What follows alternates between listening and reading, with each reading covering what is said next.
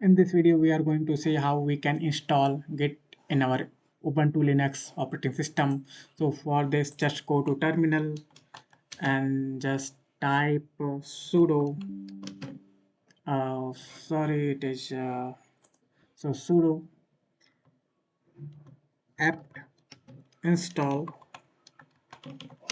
git, and it is asking for password. So it is saying it is not in sudo file. So switch to root user. So su sudo, it will switch us to root user. So now I become root user. So now I can do everything.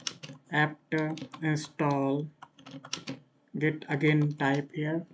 So it will take some time to install the git.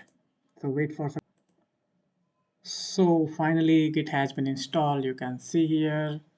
So just close the screen and close the terminal, and then again open the terminal, and then it is installed. To check, verify, to check git has been installed or not, so just pass git command and it will return some commands for using this git.